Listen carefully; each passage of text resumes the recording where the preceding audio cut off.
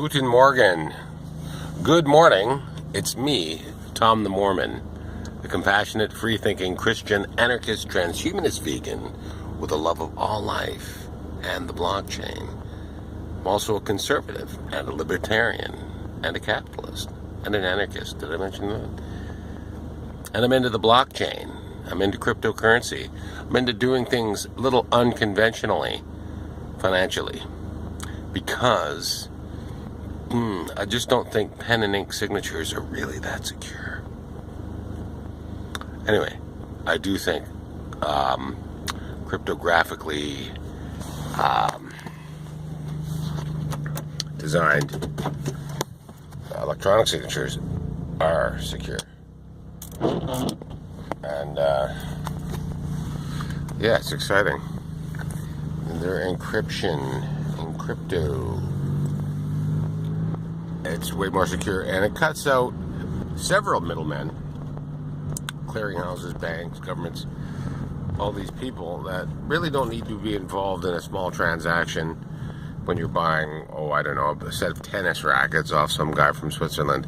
You buy them, they get shipped to you, the shipping company gets their money, the fellow that's selling the tennis rackets gets his money, you get your money, and nobody has to be the wiser. Like, it's a transaction. It's very simple.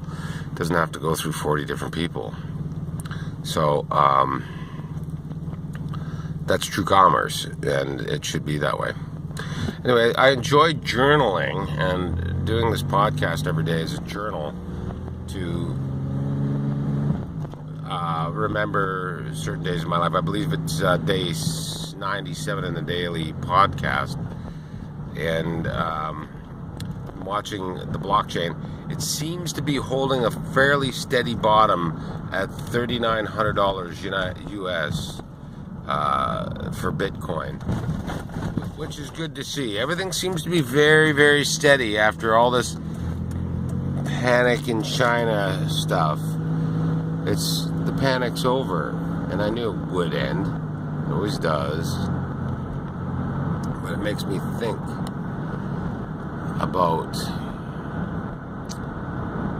how it's going to steady up and be able to be a very viable currency. If it stays within $100 a Bitcoin, hey, that's pretty much the same as the United States dollar. I mean, with its flexibility compared to other currencies in the world. So I think what the goal is here is, the irony is that when China or these major countries get a little frightened that their government might lose a little power or money or prestige or whatever, if they accept cryptocurrency, although the largest Bitcoin mining farm is in China, the fact that they are reacting the way they do, it affects the markets the way they do, but it steadies them up. It's like a big tsunami on the price from 4,800 to 3,000. But boy, it's settled in pretty comfortably at around $3,900 US right now. It doesn't seem to be slipping or worrying. China plans to make some of the Bitcoin exchanges in China illegal, just like they made Google illegal and YouTube and all these things, the big Chinese firewall. But it seems like whenever China makes something illegal, it becomes highly, highly successful and mainstream, in fact. So could cryptocurrency be becoming mainstream? I think so. We will see. Is it a good investment? Yes, it's always a good investment. Will it increase in value? Yes, it definitely will increase in value. Will it be as volatile? I'm afraid I don't think it's going to be as volatile. There's not that many more announcements that could make it more volatile, unless the U.S. government made the same sort of decisions about ICOs, that's initial coin offerings. If they made initial coin offerings illegal or shut down Bitcoin exchanges, then you'd see a lot of volatility. Oh, for sure. And I don't think they're going to do it just because China did. I couldn't see it happening. Because Bitcoin's out there, and it's here to stay. I mean, look how many years it took them to shut down Napster or the Pirate Bay, these kinds of things. And that's because there was a lot of people losing money in the music and books and movies and copyright industry there, like copyrights on intellectual property. But this is not infringing on anybody's intellectual property. These are not copyright violations. This is just people doing trade and commerce. This is just like, I'm going to trade you 5 buttons for a hat. So, why does anybody need to be involved in that transaction? You want to buy a hat for 5 buttons, somebody wants to take your 5 buttons for a hat, then so be it. Have at her. Why does the government need to be involved? You can't tax somebody 1 button on a 5-button exchange. You know? Or a pair of slippers for a hat. How do you tax half a slipper? You don't. It's called barter. It's called trade. And that's true commerce. And it's far more secure than any other kind of trade out there. And it's good for the shipping industry. So if you think about an industry to be steady in, yeah, shipping and receiving, courier industries, these kinds of industries are going to be valuable. Anyway, I love my family.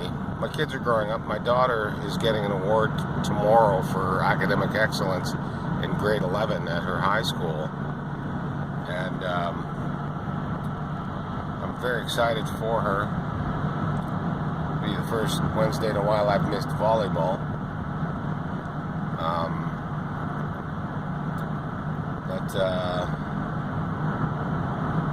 looking forward to that. My son's growing up. He's getting taller and taller. We had a fun weekend with him. And my other daughter, Alice, has just been working hard at school and at her job at McDonald's, still working part-time. Spends a lot of time with her boyfriend, Wes, and trying to find ways to get down to Barrie, Ontario, which is about an hour away, to get her eyelash extensions done because she loves her eyelash extensions. And me, I got a little bit of snow on my beard and a little bit, hopefully, wisdom in the top of my head as I admire the world changing over to a blockchain system of contracts of government and taxation and commerce. And it's very, very exciting. And to see the cryptocurrency, Bitcoin, sitting strong at nearly $4,000 US per Bitcoin, when they were saying it might be 3,000 this year. It's already comfortably well over 3,000, sitting in a very, very safe place to be. It's been exciting. I've been excited in small-time investments, in the blockchain. Happy fixing the highway and watching the blockchain while I do it. On my spare time, I have a look and see how things are going. And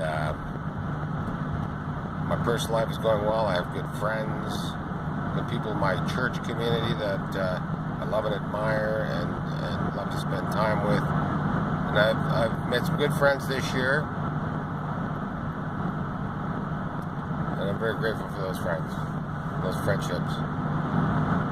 I've met some good people over the years, and I'm grateful for those friendships. You know who you are, there's good people out there. Anyway, I find this is a great way to journal. Never been that big with pen and ink journaling in a book. But I can do this on the way to work every day. I can journal onto the vlogosphere and make it public, because, you know, who really cares? Except maybe me or people in my family or my progeny, and I've got nothing to hide. So that's me. I'm Tom the Mormon, coming to you live from Muskoka, Ontario, Canada, on this beautiful day of September 26, 2017, the year of our Lord. Subscribe to my channel. Like, thumbs up, share it with your friends. and put up a video yourself. I'm going to see what you have to say in the name of Jesus Christ.